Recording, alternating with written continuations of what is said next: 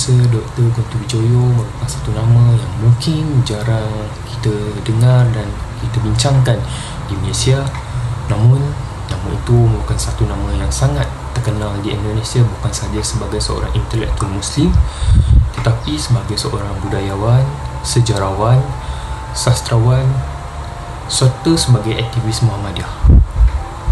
Profesor Dr. Kontuwijoyo telah banyak menulis buku-buku, antaranya yang sangat terkenal iaitu Muslim Tanpa Masjid, Islam Sebagai Ilmu, Pengantar Ilmu Sejarah dan beberapa lagi buah buku yang saya kira sangat dekat dengan beliau, terutamanya dalam kita menekuni buku-buku mengenai ilmu sosial profetik umumnya. Saya percaya fungsi dan potensi sejarah ini mampu dicapai jika kita kembali semula kepada metodologi yang betul serta mengikut seperti mana yang disarankan oleh Kontuwijoyo.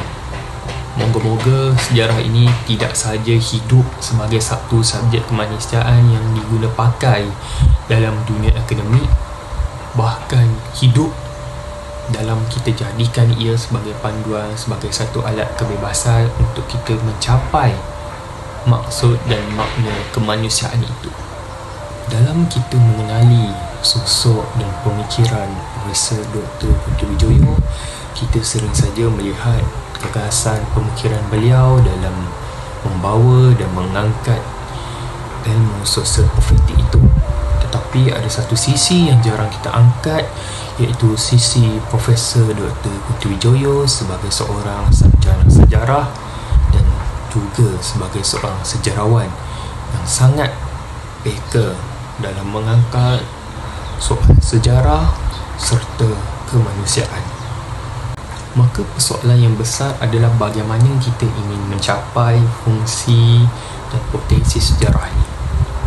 Maka untuk mencapai fungsi dan potensi sejarah, kita terlebih dahulu perlu memastikan sejarah ini tidak dimanipulasi, tidak disalahguna, serta tidak dijadikan sebagai satu alat untuk kepentingan individu maupun kelompok tertentu. Kerana perkara inilah yang menyebabkan sejarah ini tidak mencapai fungsi dan potensinya. Bagaimana masalah-masalah ini pernah disentuh oleh Dr. Azhar Ibrahim dalam buku Menyanggah Belenggu, bagaimana sejarah ini telah dimanipulasi, bagaimana wujudnya pemadaman, persenyapan sejarah yang akhirnya menyebabkan kerancuan dalam pemikiran masyarakat. Sebab itu, untuk mengatasi masalah ini, kita perlu kembali semula kepada metodologi dalam menulis sejarah. Bagi Kontuwijoyo, penulisan bersifat objektif dan subjektif itu perlu diadunkan bersama agar penulisan sejarah itu memberi maksud yang tepat kepada masyarakat. Saya percaya bagi sejarah mencapai fungsi dan potensinya sebagai alat pembebasan, kita perlu untuk memperkemaskan dan memperhalusi semula sejarah, tidak sahaja dalam konteks penulisan tetapi juga di dalam konteks pembacaan sejarah itu sendiri, seperti mana yang pernah disarankan oleh Kontuwijoyo. Antara perkara penting ketika kita ingin memperhalusi dan memperkemaskan semula sejarah adalah ketika kita melakukan proses generalisasi. Kontuwijoyo pernah menulis betapa generalisasi ini boleh diklasifikasikan kepada pelbagai bentuk. Antaranya adalah generalisasi dalam bentuk pemikiran. Hal ini boleh kita lihat bagaimana Barat telah mengeneralisasikan semua orang Islam sebagai mereka yang menyokong dan mengangkat keganasan. Hal ini berlaku disebabkan mereka hanya melihat Islam itu pada gerakan dan kumpulan pengganas seperti Al-Qaeda, Taliban dan ISIS, sekaligus merumuskan bahawa semua mereka yang mengamalkan agama Islam adalah mereka yang menyokong keganasan. Selain daripada proses generalisasi, perkara yang perlu kita lihat adalah ketika kita menggunakan istilah.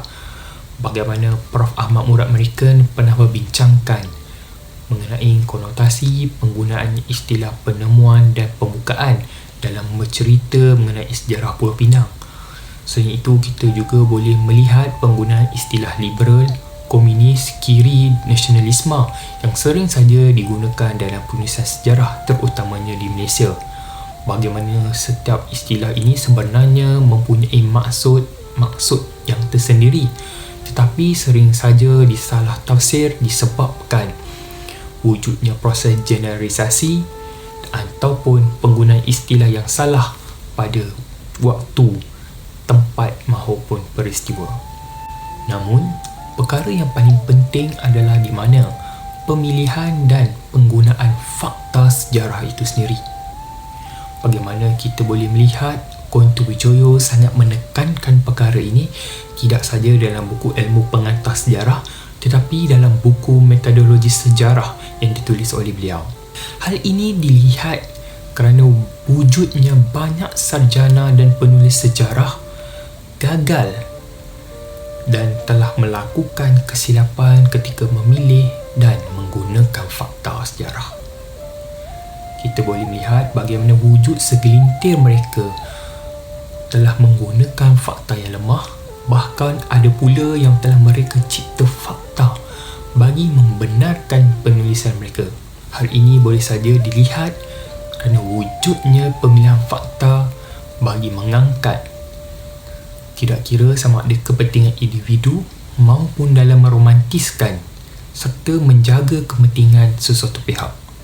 Sebab itu, ketiga perkara ini, yang pertama iaitu generalisasi, kedua penggunaan istilah dan ketiga pemilihan fakta menjadi kunci utama dalam kita ingin memperkemaskan dan memperhalusi sejarah supaya sejarah akhirnya nanti boleh mencapai fungsi dan potensinya sebagai satu alat pembebasan